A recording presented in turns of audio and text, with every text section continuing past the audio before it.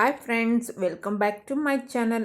ಇವತ್ತು ಮಸಾಲ ಮಶ್ರೂಮ್ ಸಾಂಬಾರು ಮಾಡ್ತಾ ಇದ್ದೀನಿ.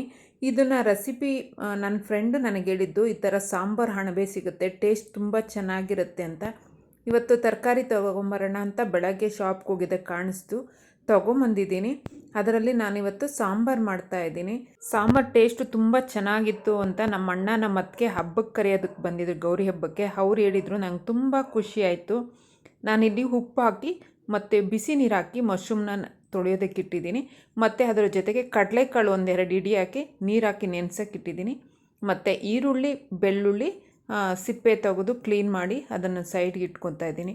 ಮತ್ತು ಕಾಯಿನ ಸಹ ಪೀಸ್ ಮಾಡಿ ಇಟ್ಕೊಂಡು, ಈರುಳ್ಳಿನ ದಪ್ಪ ಇತ್ತು ಅದನ್ನು ಸಣ್ಣದಾಗಿ ಮಾಡಿಕೊಂಡು ಅದನ್ನು ಬಾಂಡಿನಲ್ಲಿ ಹಾಕ್ಕೊಂಡು ಫ್ರೈ ಮಾಡ್ಕೊಳ್ಳೋದಕ್ಕೆ ಮಾಡ್ಕೊತಾ ಇದ್ದೀನಿ. ಅದ್ರ ಜೊತೆ ಒಂದು ಸ್ವಲ್ಪ ಚಕ್ಕೆ, ಲವಂಗ, ಮೆಣಸು ಹಾಕಿ ಇದು ಸ್ವಲ್ಪ ಎಣ್ಣೆ ಹಾಕಿ ಫ್ರೈ ಮಾಡ್ಕೊತೀನಿ. ಇನ್ನೊಂದು ಕಡೆ ನಾನು ಕೊಬ್ಬರಿ ಇದೆಯಲ್ಲ ಅದನ್ನು ಪೀಸ್ಗಳನ್ನೆಲ್ಲ ಮಿಕ್ಸಿಗೆ ಹಾಕಿ ಅದನ್ನು ಪೌಡ್ರ್ ಮಾಡ್ಕೊತೀನಿ. ಇಲ್ಲಾಂದರೆ ಅದು ಮಸಾಲೆ ಜೊತೆ ಮೆದ್ಕೋದೇ ಇಲ್ಲ, ಹಾಗೆ ಇದ್ಬಿಡುತ್ತೆ ಕೊಬ್ಬರಿ. ಅದಕ್ಕೆ ನಾನು ಯಾವಾಗಲೂ ಅಷ್ಟೇ ಕೊಬ್ಬರಿನ ನಾನು ಫಸ್ಟು ಮಿಕ್ಸಿ ಮಾಡ್ಕೊಂಡು ಆಮೇಲೆ ಮಸಾಲೆ ಎಲ್ಲ ಹಾಕ್ತೀನಿ. ಈರುಳ್ಳಿ, ಬೆಳ್ಳುಳ್ಳಿ ಫ್ರೈ ಮಾಡೋದಕ್ಕೆ ಸ್ಟವ್ ಮೇಲೆ ಇಟ್ಟಿದ್ದೀನಿ.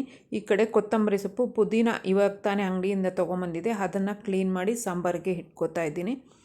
ಪುದೀನ ಮತ್ತು ಕೊತ್ತಂಬರಿ ಸೊಪ್ಪು ತೊಳೆದು ಇಟ್ಕೊಂಡು, ಮತ್ತು ಈ ಕಡೆ ಗಸಗಸೆ 1 ಸ್ಪೂನ್ ಹಾಕ್ತಾಯಿದ್ದೀನಿ. ಧನಿಯಾ ಪುಡಿ 3 ಸ್ಪೂನು ಸೇರಿಸ್ತಾ ಇದ್ದೀನಿ. ಸ್ವಲ್ಪ ಅರಿಶಿನ ಮತ್ತು ಚಿಲ್ಲಿ ಪೌಡ್ರು ನನ್ನ ಖಾರಕ್ಕೆ ತಕ್ಕಂಗೆ, ನಮ್ಮ ಮನೆಗೆ 1.5 ಸ್ಪೂನ್ ಬೇಕು, 1.5 ಸ್ಪೂನು ಚಿಲ್ಲಿ ಪೌಡ್ರ್ ಹಾಕ್ಕೋತಾ ಇದ್ದೀನಿ. ಹುರಿಗಡಲೆ ಸ್ವಲ್ಪ ಹಾಕ್ಕೊಂಡಿದ್ದೀನಿ.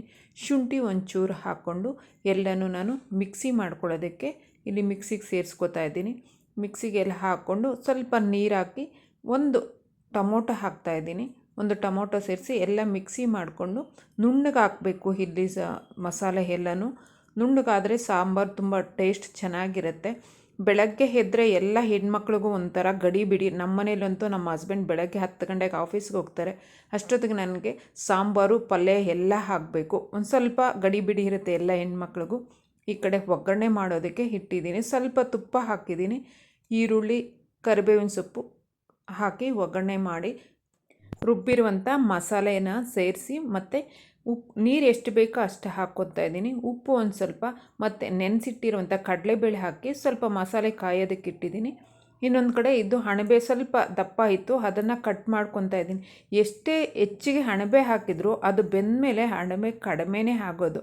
ಅದು ಅಣಬೆದು ಸ್ಟೋರಿನೇ ಇದೆಯಲ್ವ, ಕೋಗಿಲೆದು ಕತೆ. ನಮ್ಮ ಅಜ್ಜಿ ಯಾವಾಗಲೂ ಅಣಬೆ ಮಾಡಿದಾಗ ಕೋಗಿಲೆ ಕತೆ ಹೇಳ್ತಾಯಿದ್ರು. ಯಾರಿಗೆ ಈ ಸ್ಟೋರಿ ಗೊತ್ತಿದೆ ಕಮೆಂಟ್ ಬಾಕ್ಸಲ್ಲಿ ಕಮೆಂಟ್ ಮಾಡಿ, ನನಗೆ ಸ್ಟೋರಿ ಗೊತ್ತಿದೆ ಅಂತ.